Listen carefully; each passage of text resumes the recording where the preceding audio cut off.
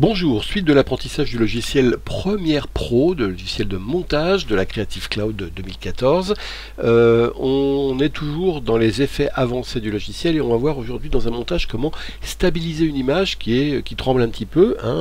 Par exemple, regardez, ici j'ai choisi deux plans qui sont, le premier bouge un petit peu, vous voyez, et le second, celui-là, bouge beaucoup. Et on va essayer dans les deux cas de voir ce que peut apporter la stabilisation d'image intégrée à Premiere Pro. Alors la stabilisation, on va la trouver dans les effets ici, effets vidéo là, et si j'ouvre ces effets dans une valise qui s'appelle déformation, et dans déformation, ça s'appelle stabilisation de déformation.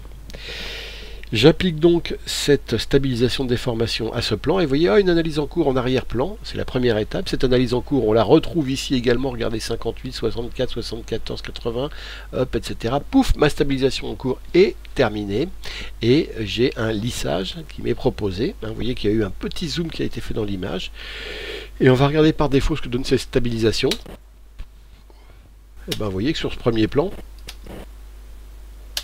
le mouvement que j'avais avant, si j'enlève la stabilisation, regardez ici, on revient sur ce que c'était avant, regardez bien cette image, ça bouge pas mal, surtout au début. Si je stabilise, vous voyez que j'ai un petit zoom en avant, parce qu'effectivement ça a compensé dans l'image, ça a zoomé un petit peu pour que la stabilisation puisse se faire, ça se fait toujours au dépend de la taille de l'image, et regardez ici, c'est beaucoup plus stable, le résultat est quand même très intéressant. Sachant que ce lissage, il se règle, le lissage là il est de 50%, mais je pourrais le mettre moins gros, de 0. Là c'est comme s'il n'y avait aucun effet, regardez, ça rebouge au début. Ou, si je veux aller à fond, je peux le mettre beaucoup plus fort, le lissage. Et regardez là, je suis quasiment sur un trépied. Il y a juste, ça bouge un petit peu ici, mais pas beaucoup.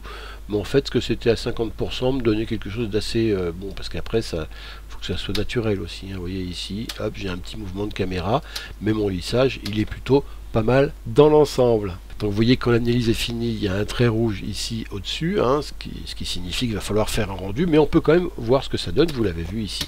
Après, on peut aussi effectivement effectuer le rendu. Si je vais sur la séquence ici, je fais rendu de la sélection, et on va tout de suite. Cette fois-ci, vous voyez, c'est vert, et on a un rendu de la sélection qui est effectuée là. Et l'image est quand même bien meilleure ici, comme ça. Ça bouge encore un petit peu, regardez ici, mais c'est tout à fait acceptable comme mouvement, ça fait un petit mouvement de travelling même, c'est plutôt pas désagréable dans cette image. Moi je trouve ça très très bien comme ça. Donc on peut dire que la stabilisation de déformation proposée par Premiere Pro est par défaut très efficace. Alors vous voyez ici, on a lissage, mais on aurait pu choisir aucune animation. Si je choisis lissage, je laisse des mouvements mais amortis, plus doux, c'est ce qu'on a vu là. Mais si je laisse aucune animation, ça va stabiliser et zoomer encore plus pour le coup. C'est un peu le mode tripod dans FCPX. Regardez, il n'y a plus rien qui bouge là, ou très très peu. Regardez, on a un tout petit mouvement en bas, mais beaucoup moins que ce qu'on avait avant. D'ailleurs, c'est plutôt une déformation de l'image qu'on a plutôt qu'un mouvement. Donc ça, c'est une option. Moi, honnêtement, à choisir, j'aimais mieux le lissage. Ça laisse un petit mouvement qui ne gêne pas du tout l'image, qui est plutôt sympathique. Alors, on a une option ici qui est de dire, je veux pas qu'on zoome dans mon image. Donc, je fais ça, je zoome pas. Mais là, dans quel cas, la stabilisation, elle veut se faire au dépend de l'image. C'est-à-dire que l'image va se déformer. Si je suis sur lissage, ça ne se voit pas trop. Si je me mets sur aucune animation, ça peut être gênant. Regardez, si je mets en même temps conserver l'échelle, ouais, là on voit que ça bouge, on dirait que ce sont les plats qui changent de forme. Bon, là-dessus, comme le lissage n'est pas énorme, c'est pas vraiment gênant, donc je peux garder ça. Mais je vais essayer maintenant la même chose sur ce plan-là, qui est beaucoup plus, sur lequel les mouvements sont beaucoup plus brusques. Alors de la même manière, ici, je sélectionne le plan, et je double-clique sur stabilisation de déformation, analyse en cours 1 sur 2, étape 1 sur 2, et là vous voyez, l'analyse, on peut la suivre ici, la stabilisation de déformation, 32%, il reste 15 secondes, on nous le dit. On pourrait annuler ici, mais je ne vois pas pourquoi on le ferait.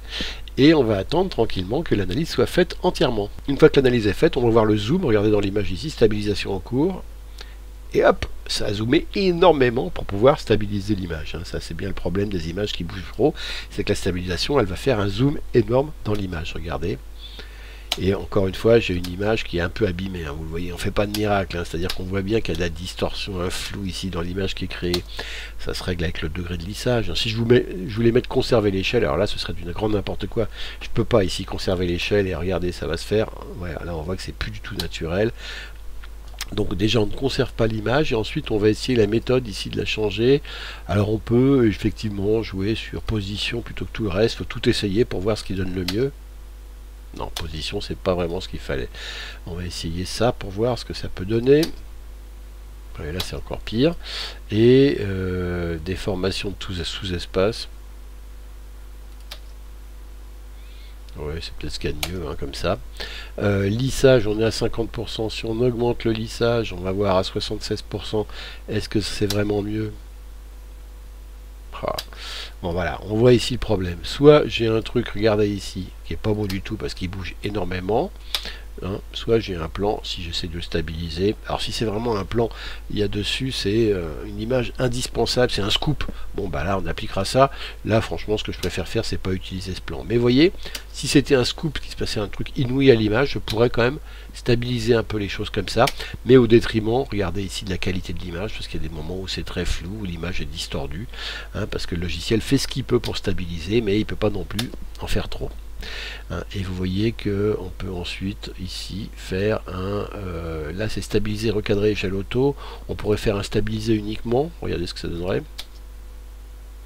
Là vous voyez, c'est l'image qui, regardez, là on voit ce que ça donne sans zoomer dans l'image. On voit que pour rattraper les sauts de la caméra, en fait c'est le cadre qui s'adapte, qui contrebalance les mouvements de la caméra. Donc ça c'est intéressant de voir ça, le stabiliser uniquement. Stabiliser, synthétiser les contours. Qu'est-ce que ça nous propose? On va regarder tout de suite. On va le rendre aussi, hein, pour voir ce que ça donne, cette séquence. Donc on va faire un rendu de la sélection. Donc regardez le résultat pour finir ici, hein. Bah voilà, j'ai une déformation, une petite distorsion dans l'image, mais globalement c'est un miracle par rapport à ce que j'avais au départ. Et puis encore une fois ici, j'ai une stabilisation sur le premier plan qui est assez parfaite. Donc on peut dire que la stabilisation d'image dans Premiere Pro, globalement, c'est quand même très très bien. Merci et à bientôt. Dans le prochain tuto, on regarde les sorties. Ce sera le dernier de la série Premiere Pro, comment on exporte dans Premiere Pro. À bientôt.